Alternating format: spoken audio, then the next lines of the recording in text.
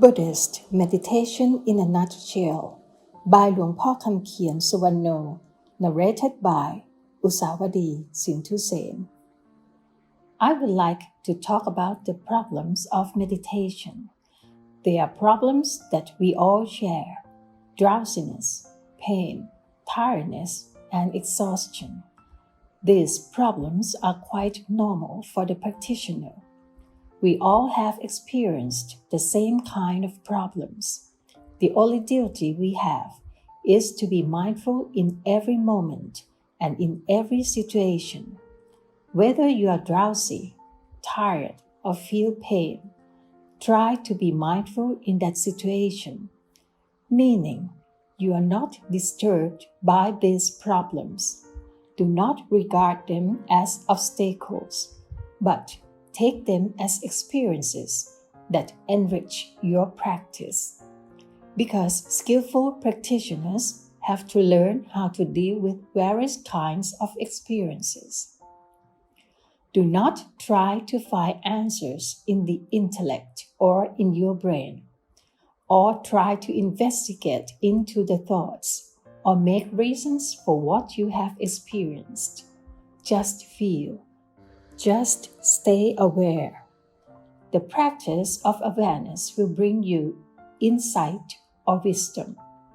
It is the wisdom that is not the result of intellect or rationalization, but of repeated practice.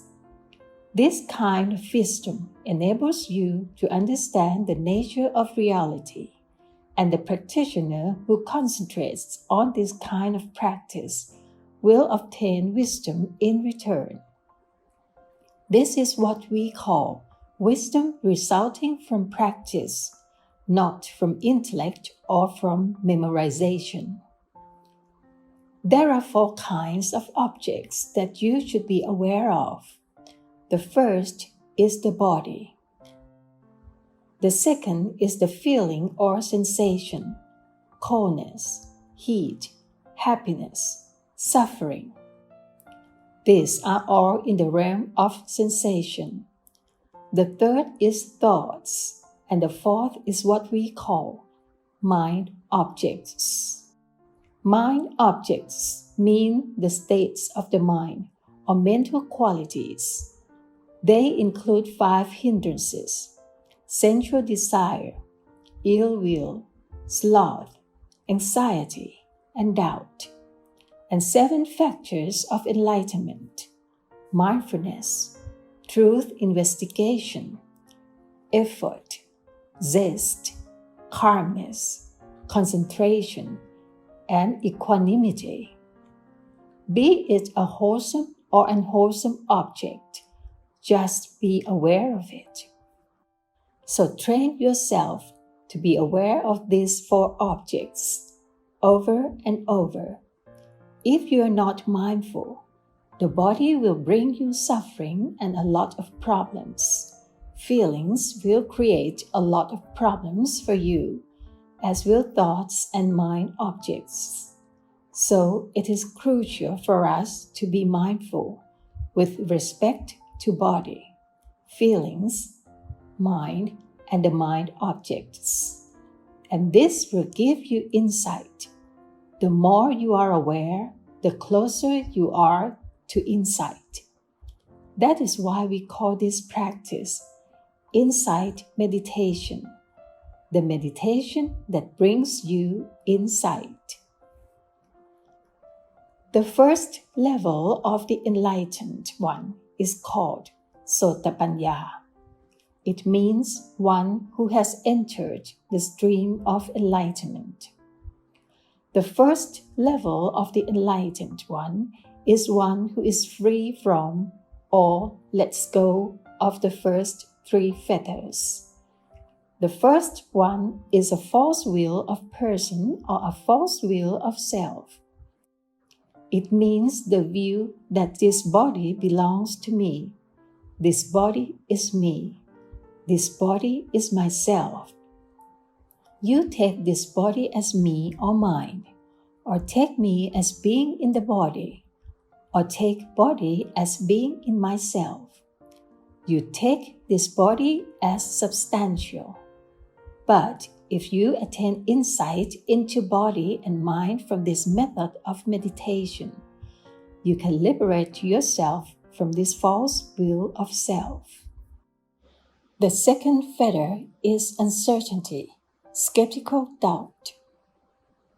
Once you have realized the true nature of body and mind, you achieve insight or wisdom, and you have no doubts about the practice or about the proper way of meditating.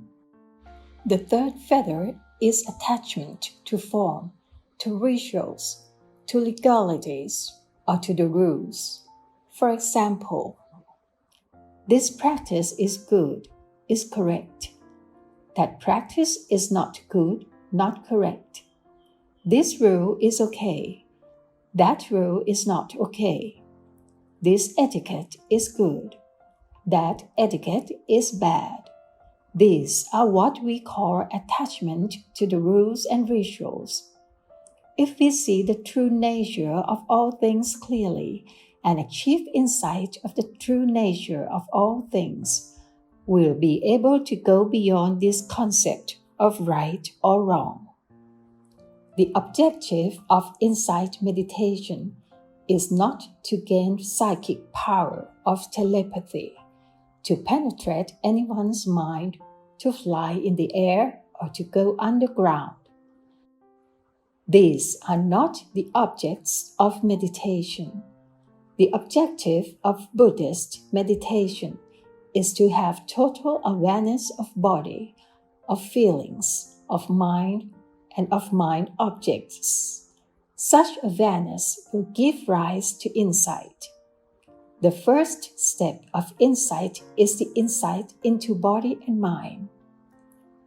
With this insight, you know without doubt what body is, what mind is, what the nature of body is, what the nature of mind is, what the disease of body is, what the disease of mind is, what causes suffering to the body, what causes suffering to the mind. This is the insight into body and mind.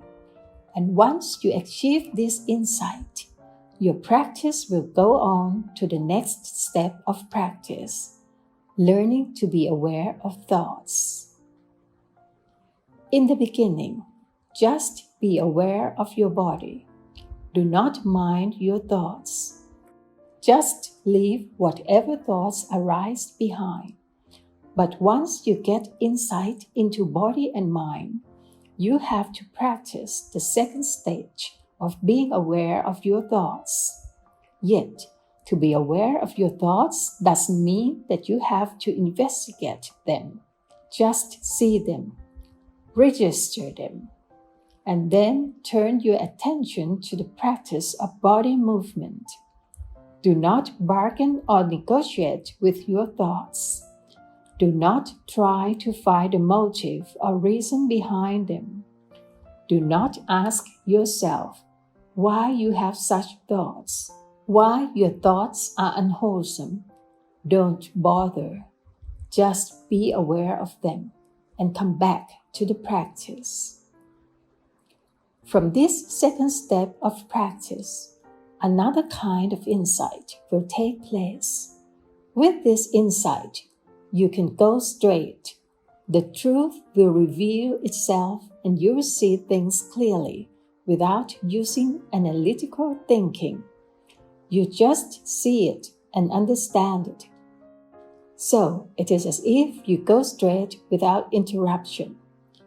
Once you achieve a certain kind of insight, you'll be able to look back and see what you have already passed. I would compare it with my walk here from the pond. I just go straight from the pond to this hall, and when I turn back, I can clearly see everything that I have passed. This is the state of the mind that gets you insight. This practice, which develops mindfulness, is the practice that includes all kinds of training. In Buddhism, we have 3 kinds of training. We call it threefold training. Training in higher morality, training in higher concentration, and training in higher wisdom. With this practice, you will go through the threefold training because with mindfulness, you observe morality. Then mindfulness gives rise to concentration, and later wisdom arises from the practice. Once you achieve the insight that I mentioned, you have no doubts about evil or goodness, and you have no doubt about religion, what Buddhism is. You will have no doubts because it is clear to you, and there is no need to ask yourself what you have achieved. It is as if you take breakfast or lunch. Once you are full, you know you are full. You don't need more food. It is a realization nobody needs to confirm it for you.